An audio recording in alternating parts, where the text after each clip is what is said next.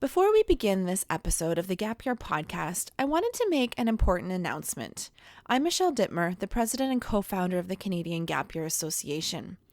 We just released our diversity, equity, and inclusion statement, and I want to make sure that this is on all of your radars. It is with great humility that we acknowledge that the Gap Year movement is systematically racist and that there are challenges for Black, Indigenous, people of color, youth in addressing this pathway. We also recognize that we have a role to play in dismantling these barriers. We are making a very public and long-term commitment to learning from these communities, to ask these communities to guide our actions and humbly moving forward and committing to taking both immediate and ongoing action to address these inequalities. I invite you to check out our formal statement and to continually check back for updates on our progress in this initiative and the new ways of operating with this in mind. So you can visit us at www.cangap.ca/equity, and that's where you can find all of our posts and updates on this. I also encourage you to join us on this journey of anti-racism, whether that is getting involved with the Canadian Gap Year Association or in your own lives and within the circles of influence that you have. On today's podcast, we are going to link this statement with some of the ways that you can engage on your gap year. We're going to look at how we are all being called to some sort of action and how you can use the events that are going on all around us to ground ourselves in purpose-driven projects and, on a larger scale, a purpose-driven gap year. So stay tuned.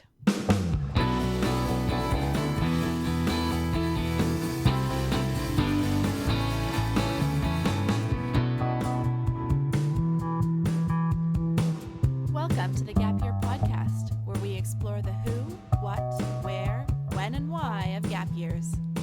It's real people sharing their stories, ideas, and experts diving deep into how you can make the right decisions in order to have a meaningful gap year. This is the place to be no matter where you are on your gap year journey. I'm Michelle Dittmer, your resident gap year expert. Let's jump right in.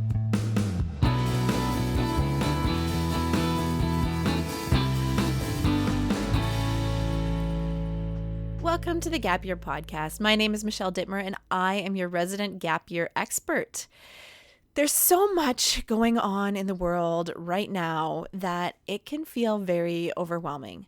I feel very overwhelmed with everything that's happening right now with the Black Lives Matter movement, stimulated by the very tragic and upsetting death of George Floyd.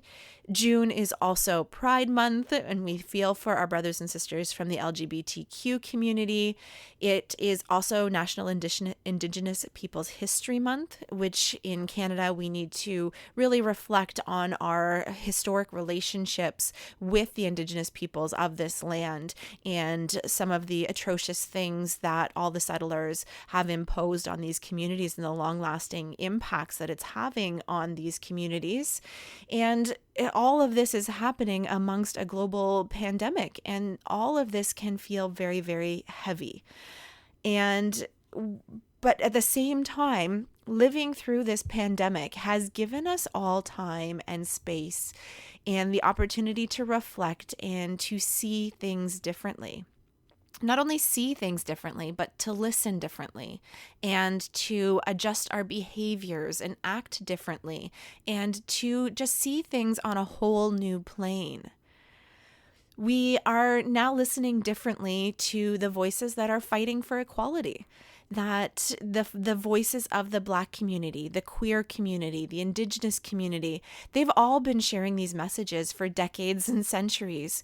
But right now we are in such an interesting time that we are finally listening differently. We are putting on new ears. We are understanding and we are opening ourselves to what those voices are saying. We're hearing the climate warriors. We're hearing those who are fighting against domestic violence and child abuse, or those who are striving to support the disadvantaged communities that are really suffering through this pandemic.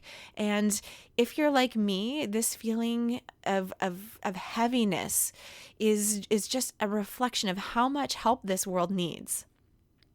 We're seeing big things like racism, and we're seeing smaller things like an elderly neighbor that feels lonely without their usual visitors because of the social distancing.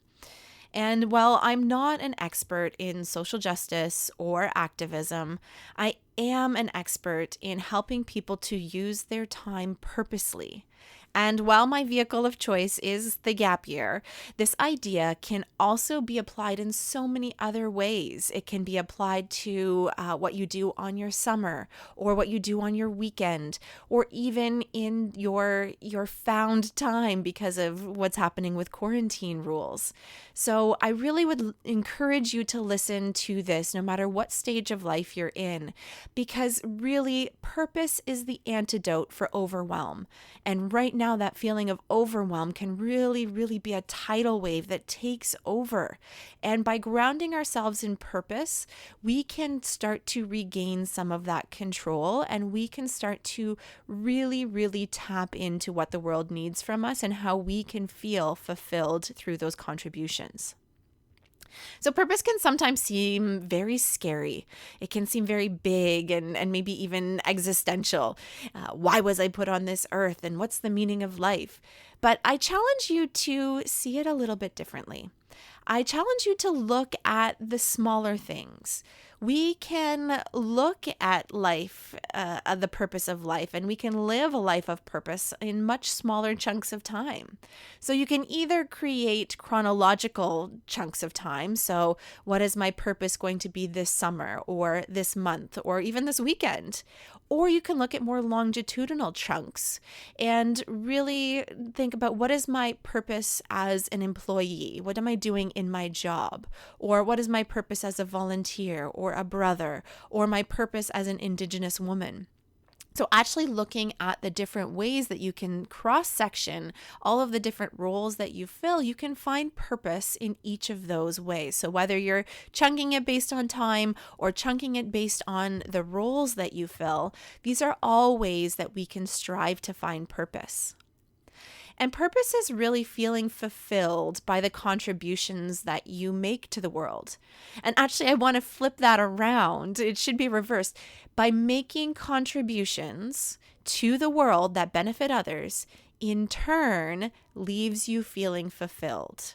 So often when we think of this idea of servitude or making a contribution, we think of the very gold standards. We think of Mother Teresa, we think of milk, we think of Martin Luther King, we think of these people who did monumental things, and they all did things in service to others.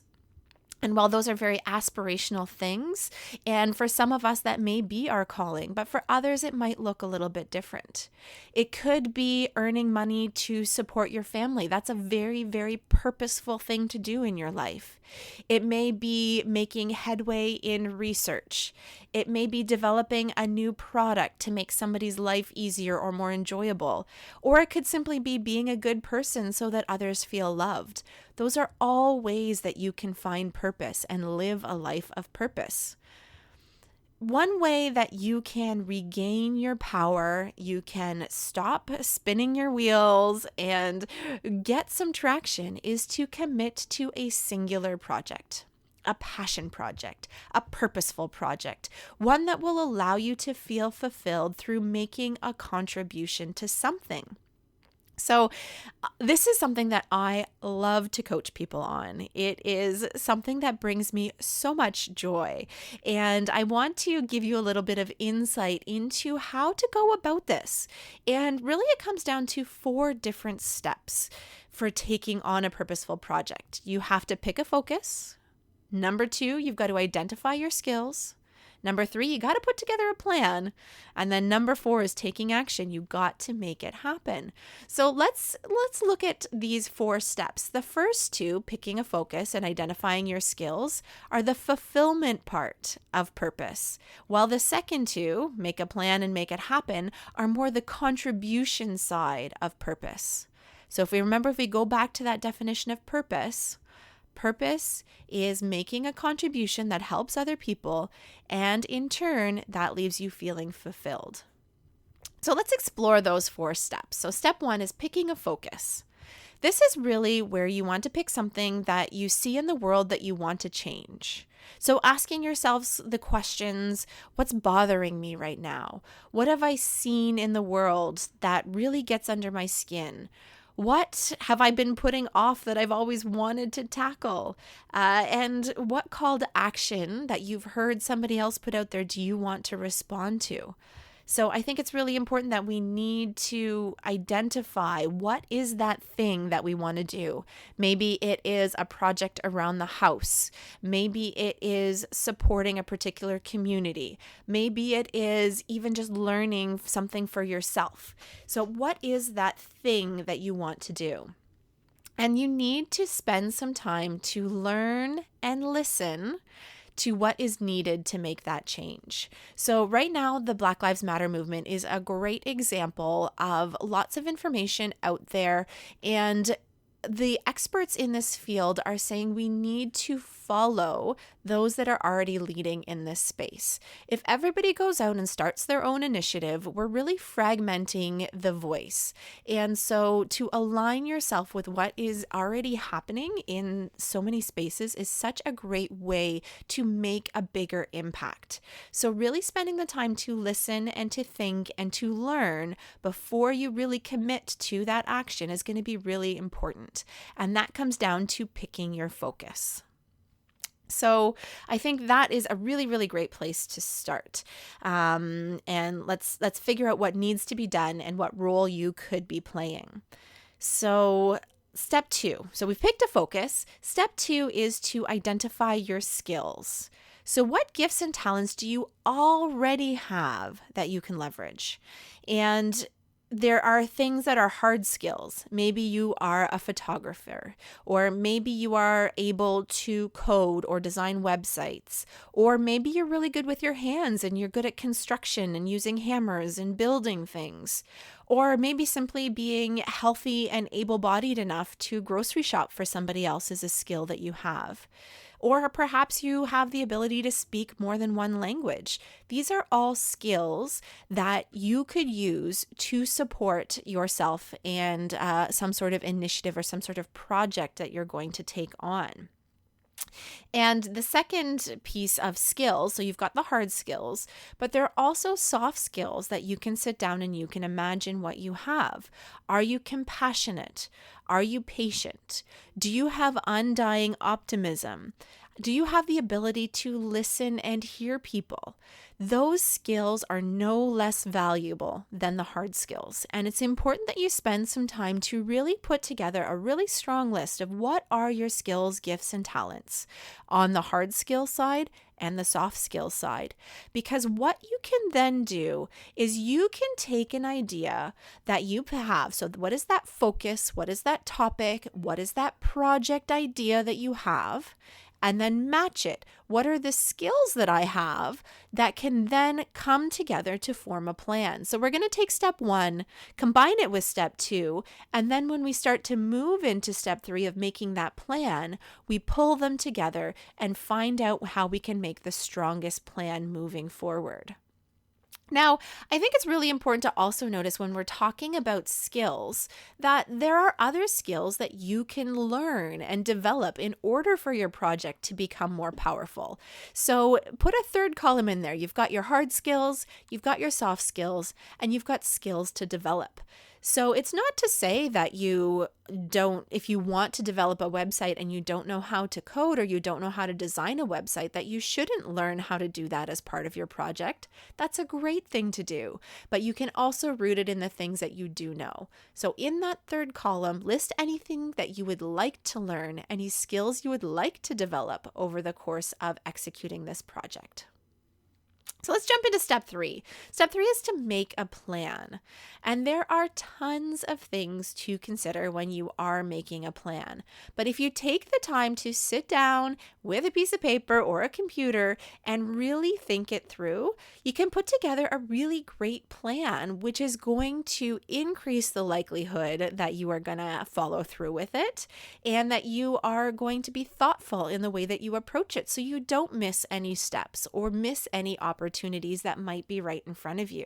So that thoughtfulness is really going to go a long way. And when it comes to putting together a plan, there are certain things that you should include. And this is a little bit of basic project management, which is a great skill to develop. And I do have a resource for you that you can download that is a basic project design or a project plan that might be helpful for you if you want to get a project up and off the ground. But if you're just listening, these are some things that you should think about. The first thing you should think about is having a timeline. So what is the time frame of the project that you're executing?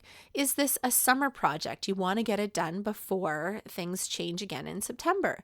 Is this a year-long project? Is this a day project? So really defining that will help you to really figure out what the scope of the project is. How big or how small is this project?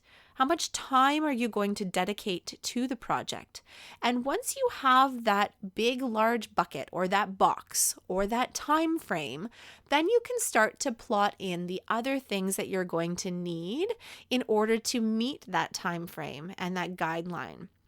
So it's really important to understand your timeline so that you can figure out scope, which is the next piece, is how big or small is that project? What is the impact you want to have? For some projects, you can have a really big impact in a small amount of time, and other projects are going to require that you have a larger time to influence and to support more people. So thinking about the scope, how big or small is the project? The next thing you should be thinking about is who are the other people that should be involved in this project. And in the world of project management, we talk about stakeholders. So who are the people that should be consulted about this project? Who are the people that should be involved in this project? And who are the people that will be impacted by this project? So let's take the example of building something in your backyard. Maybe you want to build a large shed or a tree house, and maybe that's your project. Who are the stakeholders that should be consulted? Perhaps you need to look in to figure out if you need a building permit. Perhaps you need to bring in somebody who is able to drill fence post holes. Who are the experts that need to come in? Perhaps you want to work with an architect or somebody with a background in construction and structural integrity. We want to make sure that it's going to be sound and safe for those who are playing in it. Who should be involved in this project? Maybe if you're building this structure for your kids or for a sibling or for yourself. What do they want as part of it? What do they want it to look like? How many rooms should it be? How tall should it be? Should it have a slide? Who needs to be involved in those decisions? And then at what level do people want to be involved in not only the design, but the construction? So are there other people that should be involved? Do you need to bring in an electrician? Is this going to be a really fancy treehouse? Or do you need to, or can you handle it all on your own? But then also think about who's going to be impacted by this. So not only are you going to be doing the work, but perhaps if you are going to be taken away from other projects around the house, maybe your parents will be impacted by this, or maybe you're taking space away from your dog in the backyard, or perhaps you need to consult with your neighbors who are now going to be looking at a new structure in the backyard. And maybe your siblings' friends or your kids' friends who are going to be joining you in this treehouse. Maybe they will be impacted. So really looking at all the stakeholders can be a really helpful step. And then, of course, there is the budget. This can't be ignored. Things cost money. It's going to take time. And we need to know what the cost of that is going to look like. Because when we have the budget and when we look at the numbers, we can then adjust everything else in order for it to be something that makes sense to us. So we might realize that, you know what, in order to execute this project, I actually need more money. So maybe there's an additional step that needs to go into your plan. Maybe you need to apply for a grant. The federal government, through the Canadian Service Corps, offers grants for young people who are putting out or working on a community-based project. So you can get up to $1,500 in order to execute a community-based project. So maybe that now needs to go at the front of your plan if you realize you need more money to build that website or to get that software to bring people together virtually.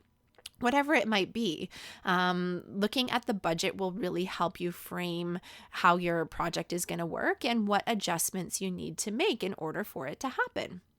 So if we look at timelines, if we look at stakeholders, if we look at scope, and we look at budget, then we can really start to put into practice what are the steps and what are the logical flow of things that need to happen in what order in order for this project to be successful. The last thing that we need to consider once we have all those other pieces in place is to think about what success looks like. How will we know that this project was executed and achieved exactly what you wanted it to achieve? So what are those success metrics? Maybe if your project is a fundraising initiative, maybe you have a dollar amount that you're working towards in order to fundraise. Maybe by the end of the summer, you want to have raised $1,000. That is a great success metric. Maybe if you are refinishing your basement, by January, you want to be able to live in that basement safely and have all of your things moved in. That is your success metric. Maybe if you want to be learning a new skill, maybe you want to take on the project of learning how to take better iPhone photos. Then maybe by the end of the summer, you want to have enough quality photos that would allow you to put on a small art show. When it comes to the social justice projects or the projects that are a little bit more intangible, the success metrics need to be addressed a little bit differently. It is more about what is the change that you're able to see. And you're likely not going to be able to say by the end of your project, you don't want to see systemic racism existing in your community. That is not a realistic thing that you can achieve over the course of your project. So really start to think about what is that impact that you want to see. Perhaps it is getting an article into your local newspaper to start to raise awareness. Perhaps it is changing one policy at your school or within your town or your municipality. So what are those small things that will actually indicate that you have made an incremental change? Because when we're looking at those larger problems of the world, those incremental changes are going to add up. And after you've made that small incremental change, you can move on to the next incremental change. You can bring more people into your network and create larger initiatives that are going to create larger change. But do not be disappointed with a small change, because all of those small things do add up and will make the change in the world. So thinking about what those success metrics look like will also guide you in that process so that you know that you're working towards something. Finally, step 4 is to make it happen. And this just comes down to doing it. Just execute. I don't have any really big tips about this. Is just do it. Along the way, you might have to adjust your plan. You might learn new things, and you will definitely make mistakes. But don't allow those mistakes to be the end of the line. Make them opportunities where you can learn and grow, and how you can stay humble and then move forward, because your project is going to be stronger because of those mistakes, and you as a person will grow and learn so much.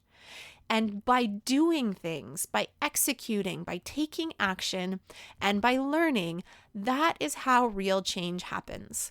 Whether it's a structure in your backyard, a new basement, buying a new car, fundraising for an organization, or causing systemic change with regards to anti-racism, it all needs to come from action and humility and learning. So I really, really invite you to step into a passion project. Creating change is hard. It is also very empowering. Fulfilling your purpose by making a contribution, no matter how significant, is going to make the world a better place. And it can help you to use your own passions, your privileges, the resources you have at your fingertips in a real way that will make a difference for others and will help you to find personal fulfillment too. You have to wade through the discomfort and the effort that goes into pulling off a project, but in the end, it is all worth it.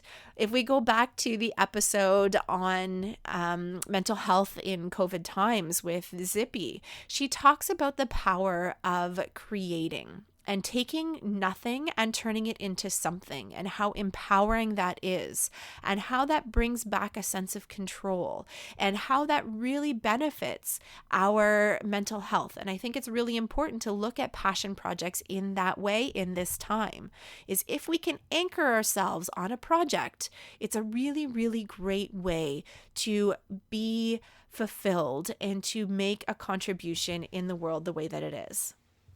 Now, because I believe so strongly in the empowerment that comes from passion projects, and I have seen firsthand how taking on these projects brings on an awareness of the world's to-do list, whether that's your personal to-do list or the UN Sustainable Development Goals, or any of the social justice issues we're seeing happen around the world around us, or global safety, anything like that. It comes from taking on a passion project. I've also seen how people have learned new skills and they've built stronger networks and they've connected with more people with similar passions or people who can support them in developing those new skills. I've seen these passion projects lead to people finding more motivation and drive, and to build their confidence through creating something new that impacts change in some way. And because of that, this is a core pillar of the Gap Year certification.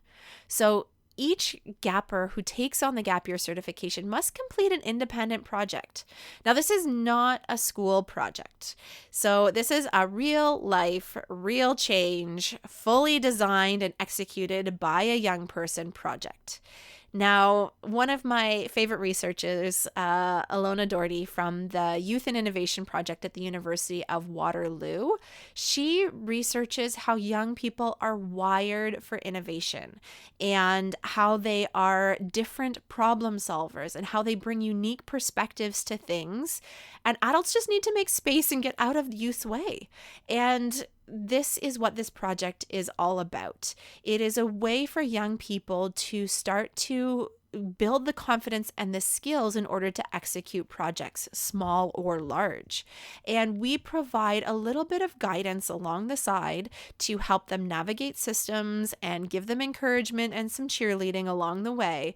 But I think it's a really, really great way to tie in these passion projects to what could happen on a larger scale for the Gap Year, and get credit or get recognition as part of the certification for the projects that you're taking on. So if you're interested in taking on a passion project over the summer or over your Gap Year, I really encourage you to check out the Gap Year certification so that you can get credit for the work that you do. But to bring it back to the overall thesis of this episode, finding those things that you are being called to do right now and connecting them with the skills and talents you have is such a meaningful way to spend your time, to find your purpose, and to make a dent in all of the things that this world needs right now. It's really about finding purpose, finding passion, and finding a way to take action. So I hope this has given you some ideas. Head to the show notes for the download of that template for planning your year or planning your project. And until next time, my friends, keep on adventuring.